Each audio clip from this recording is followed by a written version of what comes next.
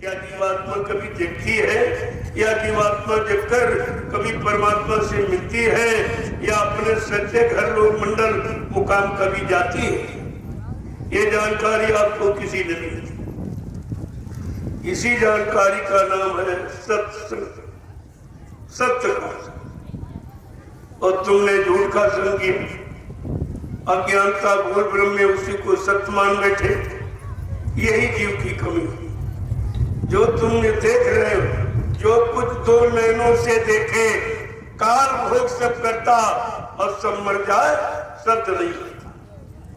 काजों को तो आंखों से देखते हो, तो कानों से सुनते हो, तो पैरों से चल के प्राप्त करते हो, लेकिन ये सब तुम्हारा नहीं है। ये झूठा है, जो तुम्हारे हाथ लगने वाला नहीं, तुम्हारे काम आने वाला नहीं। लेकिन भूल और भ्रम में हम सब इतने फंस गए, बड़े बड़े ज्ञानी ध्यानी नहीं समझ पाए कि मानव जीवन परमात्मा ने किस लिए दिया, इसका मूल काम क्या, इसका मूल आधार क्या है। ये तो अभी तक क्यों नहीं जान पाए। और जनाने वाले आए, लेकिन तुमको उनको नहीं जान पाए। तुम उनको भी नहीं जान पाए जो तुमको जगाने के लिए, तुमको जगाने के लिए, होश में ले आने के लिए, तुम्हारी जीवात्मा को जगाने के लिए, परमात्मा से मिलाने के लिए, तुम्हारे शरीर और मनसा वाचा इंद्रियों के द्वारा किए गए पाप कर्मों को मिटाने के लिए जो आए, लेकिन आपने उनको पहचान नहीं पाया। ये जीव की कितनी बड़ी भूल है। जबकि बाबा जी ने अपना इतना परिचय दिया है, शायद धरती मंडल पर किसी ने दिया। एक एक शब्द और एक एक बात और एक एक वचन तुमको 10 जुलाई 1952 से 2012 ये उनके सुनाने का समय। ये कितना समय है? 60 वर्ष। 60 वर्ष से एक जीवन है कल। तो 60 वर्ष आपको सुनाया, समझाया गया, कराया गया, तुम्हारी समझ में कुछ भी नहीं समझ पाए। एक भी शब्द अगर जान जाते, एक वचन को अगर पकड़ लेते और चल पड़ते, तो अब तक तुम अपनी मंजिल काफी तय किए होती। लेकिन इस शंका ने कुछ नहीं करने दिया। शंका टायम कान खाया, को जग जाए न व्यापी माया, काये शंका ने किसको नहीं खाया। रावण जैसे धनवान बलवान बुद्धिमान को शंका ने बर्बाद कर दिया। उसी शंका में सोने की लंका खो बैठा। इतना बड़ा विद्वान था, 4 वेद 6 7 18 पुराणों का गया था। उत्तम कुल पुलस्कर नाती शिव विरंची पूजे वो वहां।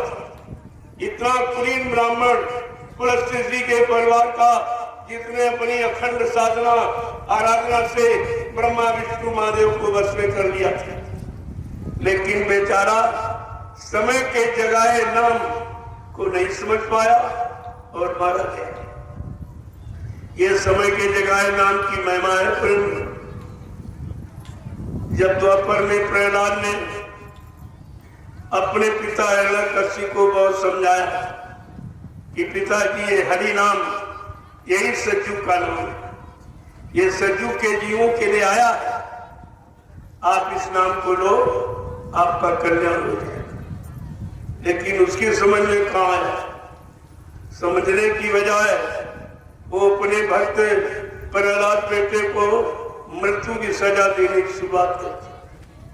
आपने पढ़ा होगा इतिहास कि पहाड़ों से गिराया, हाथी से कुचलाया और उसकी बुआ होलिका उसको गोद में लेके आग में, जलती आग में बैठ गई, लेकिन कुछ बाल बांका नहीं।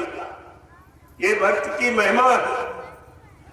भक्त अपमान होने पर सजा कुदरत न थी। जब भक्तों का अपमान होगा तो कुदरत आपको सजा दे देगी, क्योंकि वो तो सजा देता नहीं, अपने आप को इससे बहुत दूर रखता, सजा दिलाता, ऐसी शक्तियों को अवतरित करता है, ऐसी शक्तियों को भेजता है, उनके द्वारा तुम्हारे कर्मों की सजा और कर्मों का लाभ उसी के द्वारा मिला था।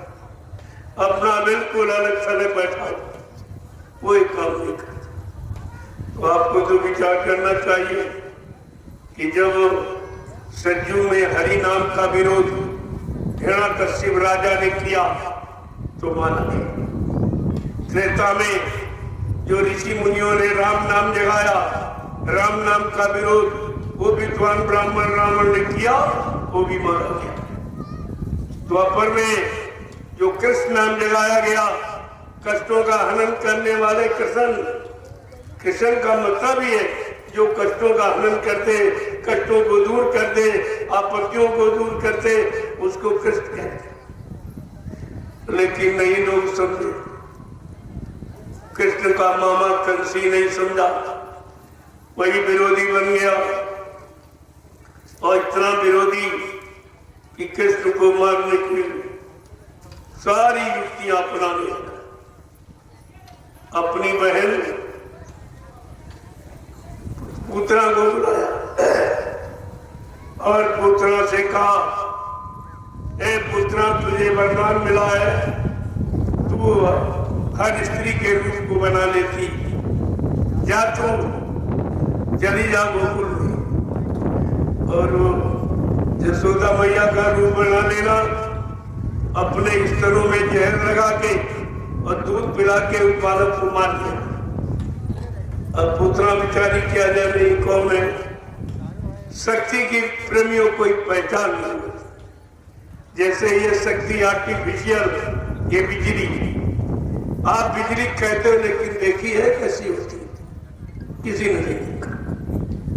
यानी शक्ति का कोई आकार, कोई रूप, कोई लंबाई चौड़ाई नहीं होती, देखने में इतनी सूक्ष्म और यानी काम करने में इतनी विस्तृत कि सारी शक्ति को जला के राख कर सकती है। ये है शक्ति। और ये तो आर्टिफिशियल शक्ति है, चूक जाओ तो तुम खत्म कर दे।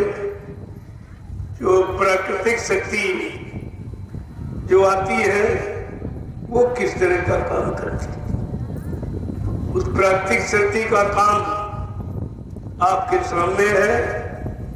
जब वो रावण विद्वान नहीं माना, सब तरह से समझा के हार गए, उसके नाना माल्यवान बहुत समझाया, उसके ससुर दानवराज ने बहुत समझाया, उसकी पत्नी ने मंदोदरी ने बहुत समझाया, सब ने प्रयास किया, लेकिन प्रेमियों समझ क्यों नहीं आती है कि विनाश काले विपरीत बुद्धि, जिनका विनाश होने को होता है उनको कभी भी सच्ची अच्छी बात कितनी आप बताओ उनकी समझ में नहीं आती। समझ जाएगा तो विनाश कैसे? ये सब जरूरी है, बगैर विनाश के फिर और अच्छी चीज कभी बनती नहीं। जब तक आपका मकान गिरेगा नहीं तो आप नया बनाओगे नहीं। गिरने के बाद, नष्ट होने के बाद ही नए मकान का निर्माण होता है।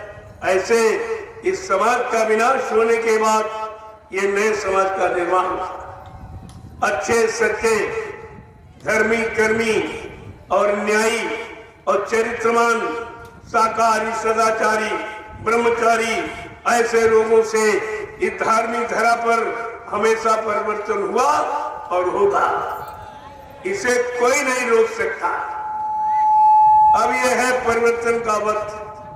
सबकी बुद्धि खराब हो रही क्योंकि उनका विनाश होना, सबका खान पान खराब होना, उनका विनाश होना, सबकी नियत और नीति सब खराब हो गई और सबके कर्म सब खराब हो गए। देखना, सुनना, उठना, बैठना, बोलना, चालना, सोचना, समझना, ये सब खराब हो गया। ये है विनाश की स्थिति।